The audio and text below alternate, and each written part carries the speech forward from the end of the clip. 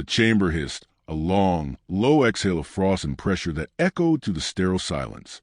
Cold vapor rolled across the metal floor, like fog over a battlefield.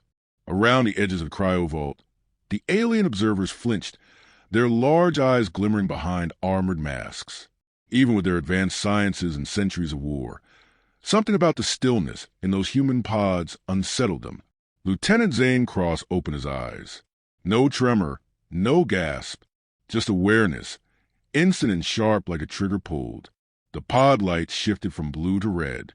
He sat up and rotated his shoulders, each joint clicking into motion with the grace of a weapon being reassembled. His skin, pale from stasis, showed faint tracer lines along the arms and spine. Combat implants, archaic but effective. He glanced to the right. "Wolf," he said flatly. A second pod opened. Sergeant Wolf emerged with a grin that didn't reach his eyes. "Still alive. Hate that." Two more followed. Bishop, wide-shouldered and quiet, pulled himself out without a word. Mace, lean and wiry, stretched his neck, already scanning the room with quick, precise glances. The four stood barefoot and bare-chested in the cold air, silent among the sound of beeping monitors and hissing machines. A pair of alien attendants, a species with six-jointed limbs and translucent neck sacs, shuffled forward with translator units and biometric tablets. One alien stammered, "Lieutenant Cross, you are on board Coalition Medical Vessel Resolute.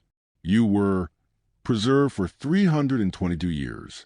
You were designated Harbinger Protocol. We are—" "Mission first," Cross said, brushing past him. The alien fumbled with his device. "Yes, of course. The debriefing is—" "Later," Wolf growled. Mace took the device from the alien and flipped through the data. They kept most of our files sealed. Just basic world info, no psychological notes. That's probably wise. Bishop cracked his knuckles. "They scared." "Good," Cross replied. The team, dressed in black compression gear provided in crates by the Coalition, each piece fitting as if it had waited centuries for their return. Custom rifles, titanium alloy barrels, carbon stabilizers, gravity-adjusted scopes lay inside sealed cases. Their serial numbers were hand-etched. Human craftsmanship. None of that alien plasma junk. The Coalition briefing room was a tall cathedral of light and glass, its architecture designed to impress, to inspire peace. It failed. The sniper team sat in silence, chairs too small, room too bright, surrounded by a dozen alien species, all speaking in clipped, formal tones. 3 months ago, a tall insectoid general began, we encountered a new strain of enemy, the Zarkith. They were assumed to be a hive-based threat, confined to a collapsing system on the edge of Zone Delta 9. Initial containment was effective. Then they adapted. Biomechanical, heat-absorbing nanite fed. They now consume and convert anything organic or synthetic into biomass. They're not killing to win. Another said, they're consuming to evolve. Cross looked at the holographic display of the last destroyed planet. Dead terrain, blackened skies, crater fields dotted with corpses. Not a single energy signature left. Why us? Mace asked. The general hesitated. They adapted to our technology. Our AI targeting systems can't keep up with their morphs. Plasma and rail-based weapons are ineffective. Their nanite fields jam digital comms. But projectile ballistics seem to work. They can't jam human intuition. They can't jam instinct, Wolf muttered. You need hunters, Cross said, standing. He walked to the display, eyes tracing terrain lines, wind vectors, elevation maps. The others joined him, already seeing flanking points, choke zones, kill pockets. They didn't ask what the alien armies had tried. They didn't need to. You're not here to lead, the general said, perhaps with unintended sharpness. You're here to execute missions too dangerous for conventional forces. You'll be given operational freedom, but monitored. Bishop grunted. Until we win your war. No, Mace added. Until you remember why they locked us away. After the meeting, they walked the halls of the ship in silence. Alien personnel gave them a wide berth, pretending to be busy whenever they passed. Fear radiated off them like heat. Cross didn't blame them. He paused before a wide viewport showing the planet below. Cracked deserts, black storms. First deployment zone. Not much has changed, Wolf said, stepping beside him. Only the names, Cross replied. New enemies. Same mission. Mace brought up the mission file on his wrist unit. Zarkith cluster here near the southern ridge. 40 clicks out. Local garrison too scared to engage. They've sealed their bunker and cut off all comms. Sounds like a warm-up, Bishop said. Insert us by nightfall, Cross ordered. No drones. Just wind, elevation, and triggered discipline. The team moved back to the armory, assembling gear in synchronized silence. Suppressed rifles, kinetic rounds, mech-woven cloaks. Cross watched them, one hand running along the barrel of his rifle like a priest touching relics. Mace looked up from a datapad.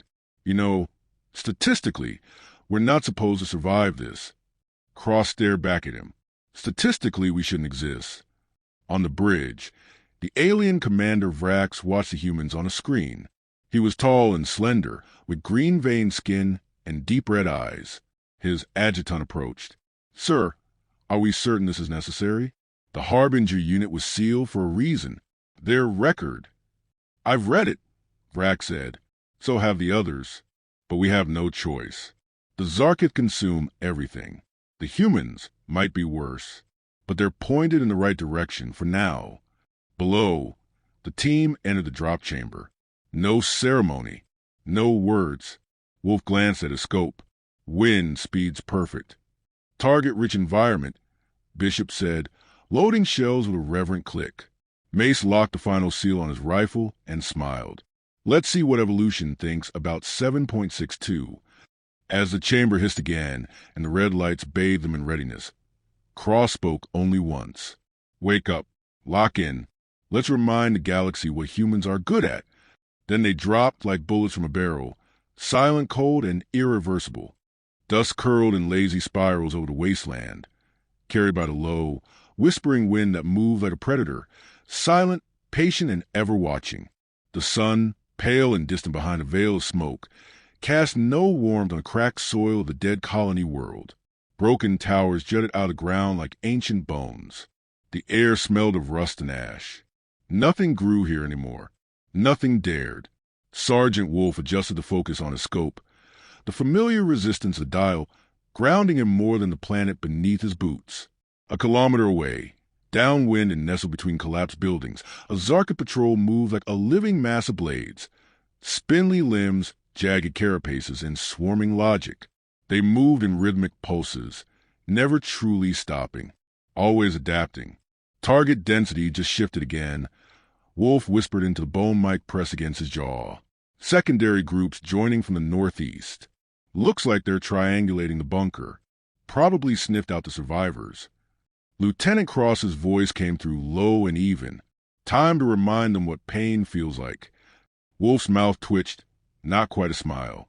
He exhaled slowly, aligning crosshairs just above the largest Zarkith's shoulder blade. It stood taller than the others, more plated. A command type, maybe. He squeezed the trigger. The suppressed shot made no sound, but the result was deafening. The round punched through bio-armor, detonating in the creature's thorax with enough force to lift it off its legs. The others didn't panic. They twitched, recalculated, adjusted formation. But Wolf was already moving. He slithered backward down the dune, cloak blurring into the dust like heat shimmer. Mace and Bishop waited in the gully, rifles at the ready, Cross kneeling between them over a hand-drawn map etched into the dirt with a combat knife. Wolf confirmed splash, Mace reported, scanning telemetry. They're not breaking, but they're leaning right. Same pattern as the last raid. Good, Cross replied. They're learning, but not fast enough. Think they'll spot the trap? Bishop asked, thumbing a fresh mag into place. They can't process deception, Mace said, checking his sensors. Everything they do is based on direct threat feedback. You hit them, they hit back harder. You bait them, they overextend. It's instinct wearing a tactical hat.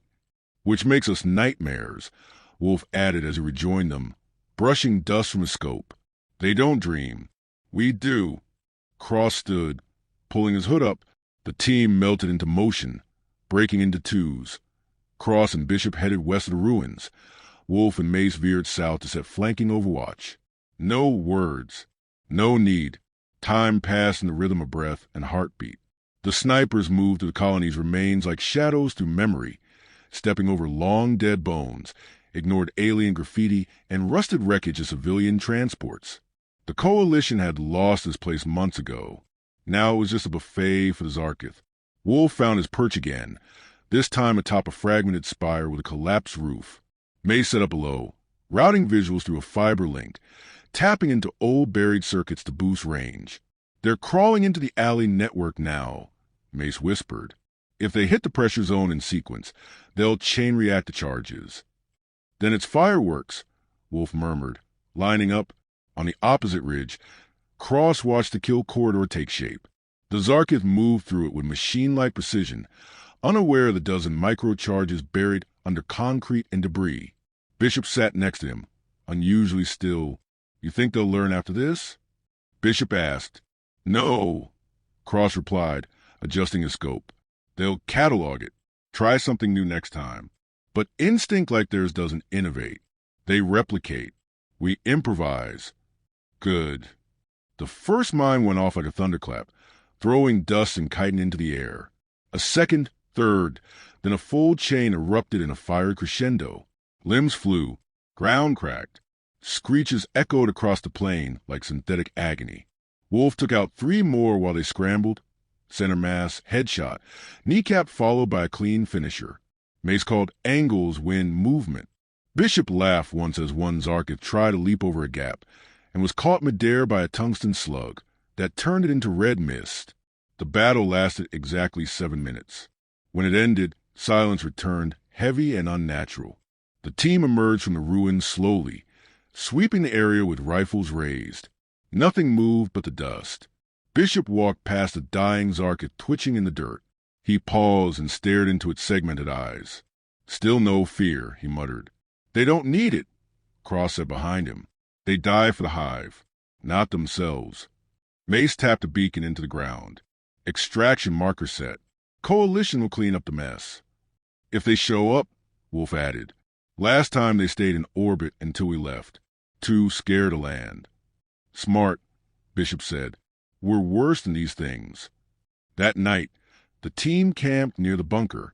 Coalition survivors refused to come out, even after confirmation that the threat was neutralized. One of them, an insectoid species technician, sent a message through encoded text. Are you human? Mace smirked when he read it. Took them long enough to ask. They knew, Cross said, sitting with his back to the fireless heat lamp. They just didn't want the answer. Wolf stared out into the distance, eyes adjusting to night vision naturally. The colony stretched out like a corpse, black and empty. They'll send us again soon, he said. We're tools, Bishop added. Pull the trigger, then put us back in the box. Cross leaned forward, resting elbows on knees. They don't understand. You don't unfreeze a bullet unless you're ready for it to hit something. No one's ready, May said softly. Hours later, as the team prepped for dust-off, Coalition Command opened comms. The alien voice was cautious. Harbinger Unit, your mission parameters were exceeded. You destroyed 67 enemy units, recovered intel nodes, and ensured 0 casualties for the remaining bunker personnel. We are adjusting expectations for future deployments. We're not interested in expectations, Cross said. Send coordinates. We'll handle the rest. Understood. A high-value target has been identified 3 systems over. Confirm if your team is.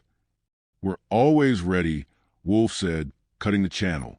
The shuttle landed at dawn, heat thrusters kicking up a cyclone of ash. The team climbed aboard without ceremony. No cheers, no medals, just a fresh mission packet, encrypted and glowing on Mace's datapad. As the ramp closed and the outside world disappeared behind steel, Bishop cracked his neck and looked at Cross. Why do they keep waking us up?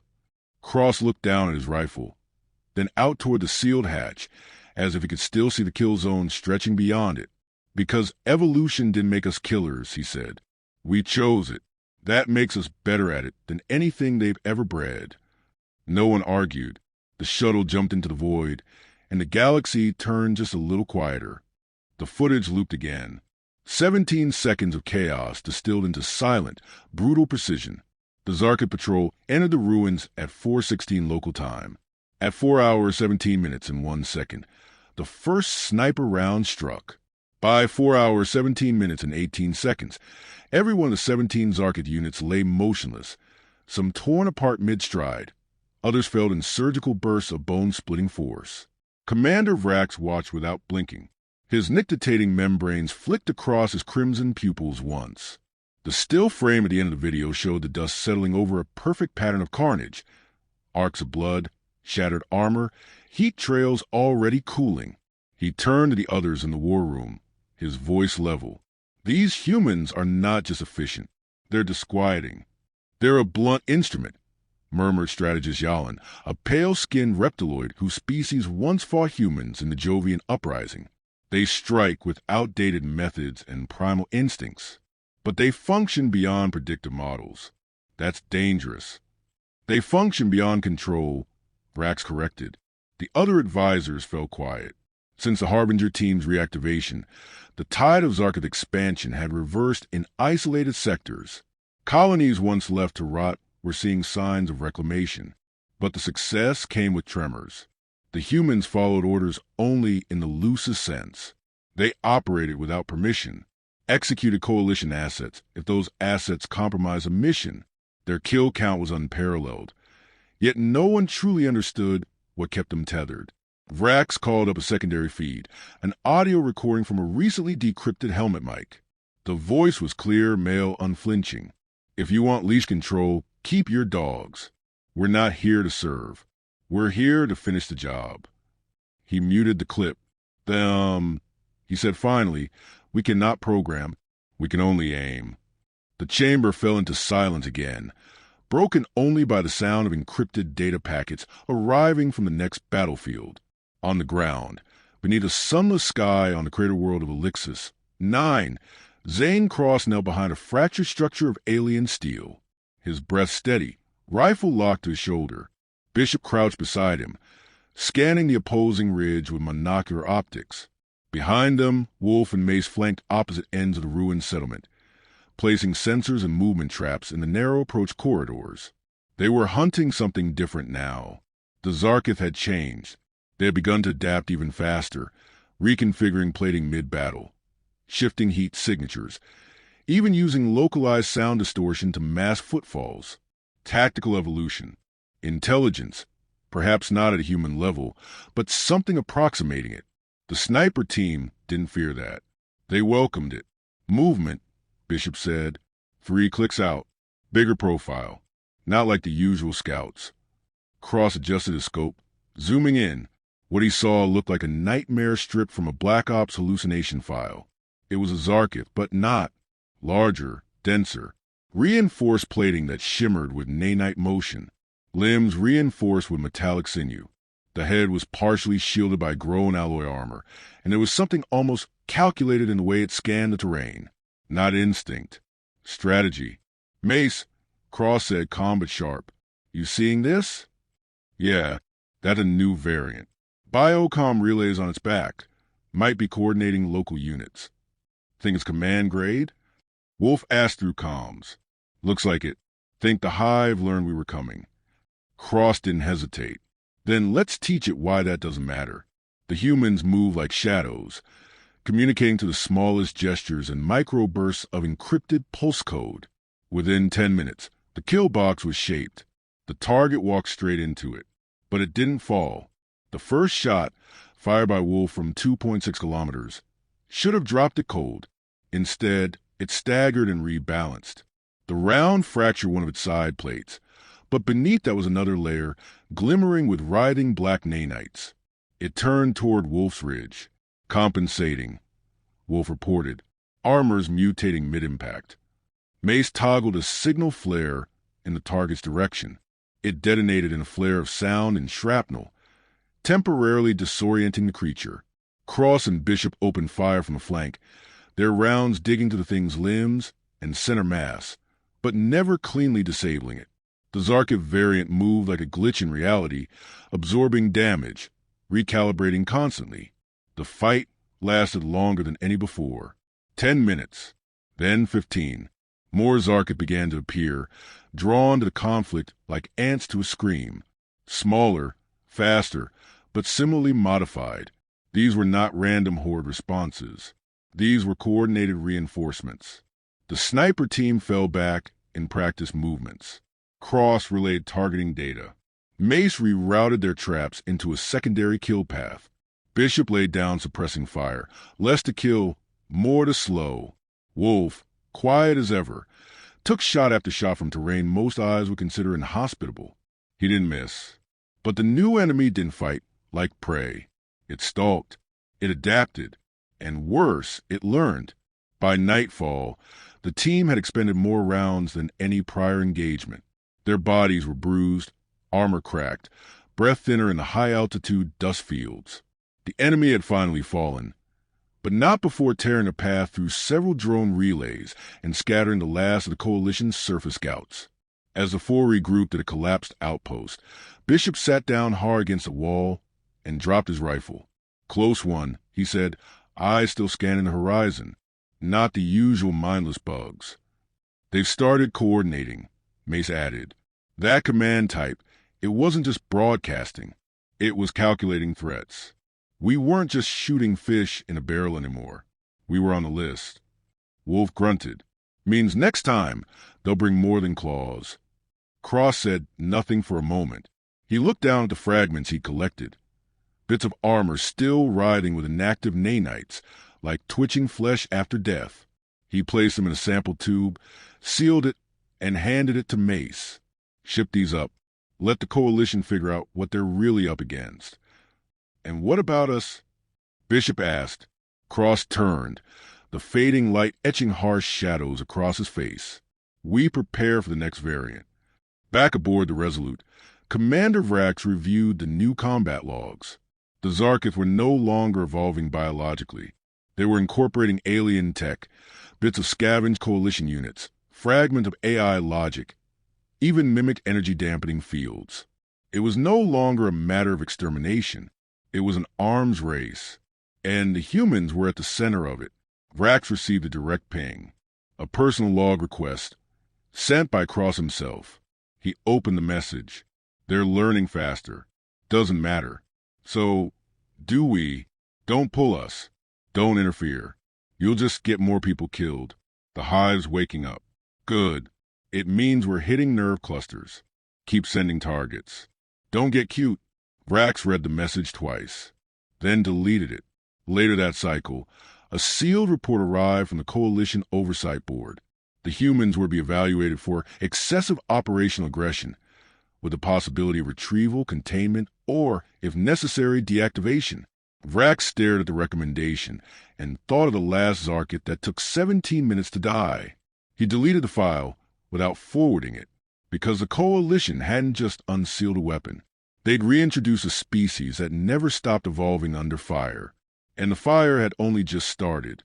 The shuttle creaked as it descended to the molten sky of Chiron 7, the final planet on the Zarkit's expansion front. It wasn't a world anymore, just tectonic plates held together by instinct and bioarchitecture, where even the storms roared like they were alive. Lightning carved scars across the blackened clouds. Ash rain fell in slow motion, hissing when it touched the hull. Inside the cabin, no one spoke. Zane Cross sat in the corner, silent as always, his rifle disassembled in his lap. Each piece was checked with mechanical care. He didn't glance at the others. He didn't have to. Wolf leaned against a bulkhead, one boot braced on the wall, scanning their descent path on a crack display. Atmosphere is thick. Cloaks won't hold shape for more than 40 seconds at a time. Mace tightened the strap on his comms rig. "We're flying blind half the time anyway. This place is a noise machine, ion static, seismic interference, thermal blooming." Bishop racked his final magazine into his rifle. "One way in, no way out unless we clear a path." Cross reassembled the last component with a smooth click. "Good." The hatch split open. Heat punched into the cabin like a physical force. Outside, The landscape rippled, redstone, churning pits, and bio-towers that looked grown rather than built. Pulsing membranes stretched between them like arteries. This was the Zarkit home hive. The source. No coalition army had dared set foot here. No drone had returned. The sniper team moved out. They descended in stagger formation, using the jagged ridges for cover. Every footfall was measured. Every breath filtered through filters designed for worse conditions than these. They didn't talk about the scale of the threat anymore. The time for that had passed. This was war at its most intimate. 4 against extinction. Wolf paused near the base of a cliff and raised a scope. Got a nest up ahead. Entry tunnel half occluded. No guards I can see. May scanned the area with a wide spectrum sweep. Nothing broadcasting. Either they've gone cold or they're waiting. Cross led the way in, rifle at the ready, breathing reduced to an inaudible rhythm. The tunnel swallowed them in a rush of silence. Black walls closed around them, slick with hive membrane and heat. The structure pulsed with an alien heartbeat. Even the air felt alive. Inside, they moved with caution born from decades of battle. This wasn't just another strike. It was the last one. The central node of the Zarkit hive mind was buried here, deep within the molten shell of the moon. And they weren't just here to kill it. They were here to end the war. Bishop took point as the tunnel split into multiple arms. Too quiet. It's not silence, Wolf whispered. It's listening. They advanced deeper, navigating the dark like old ghosts, laying down explosives in key junctions, syncing timers through local relays. Each charge they planted was another step toward turning this entire hive into a crater. The plan was simple. Get in, map the neural core, place the payload. Get out before the entire moon folded in on itself. But nothing about this place was simple. They found the first resistance in the lower chambers. Not a swarm. Just one. A new variant. It stood twice the height of a man, with overlapping plates of obsidian armor and limbs that bent wrong. Its eyes, there were too many, glowed not with heat, but with thought. It didn't rush them. It watched. Bishop opened fire first. Twin burst to center mass. The round sparked off the creature's chest. It moved, fluid, sudden, lashing out with bladed limbs that tore into the wall beside Wolf's head. Mace dropped a concussive charge that staggered it back. Wolf emptied 3 precise rounds into its left eye cluster. That worked. It fell, screaming like metal being sheared apart. Cross walked past its still twitching form, unshaken. It was thinking, not just reacting. Which means the core is closer than we thought, May said, tapping his scanner. The signal density's spiking. We're walking on nerves. They descended further, weaving between hive architecture that defied physics. Gravity fields reversed, time distortion at the edges of vision, pulses of phenomenal confusion that sent even their implants into seizure. The hive was protecting itself now, rewriting its own rules. And still they moved forward. At the lowest point, they found it. A chasm opened before them, vast and glowing with bioluminescent energy. At the center, suspended by web structures and thrumming veins, was a neural cortex, a mass of nerve clusters, alien alloy, and what looked like ancient tech fused into organic brain matter. It pulsed in time with the ground. Wolf raised his rifle, but didn't fire. It's not just data. It's absorbing. It's been learning from everything we've done. Every shot, every maneuver. May stared at it. It's trying to become us. Then we kill it before it succeeds, Cross said. They moved quickly. Charges were set in precise patterns around the chamber. Mace linked them into a cascading sequence that would tunnel upward, initiating chain detonation. One opportunity. No margin. Bishop stayed by the cortex, holding the line as creatures began to emerge from the walls. Dozens at first, then hundreds. He shouted without looking back. Get clear. Not without you, Wolf growled. But Bishop didn't argue. He simply knelt and fired, round after round into the advancing wave. He was grinning, blood trailing from a cut above his eye, breath heavy. Cross made the call. Mace. Trigger partial on my mark. Mace hesitated. He won't make it. He knows. The floor began to tremble. Bishop's final moments were chaos and fire.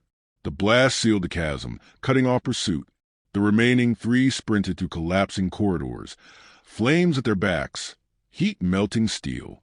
When they finally broke through the surface exit and leapt from a ridge, the detonation bloomed behind them, first in red, then white, then black. The entire moon cracked. The hive's scream echoed across comms before static devoured everything. The shuttle picked them up an hour later. No questions were asked. Back aboard the Resolute. The silence was worse than the war. Wolf stood by a viewport, watching what remained of Chiron 7 drift into nothing.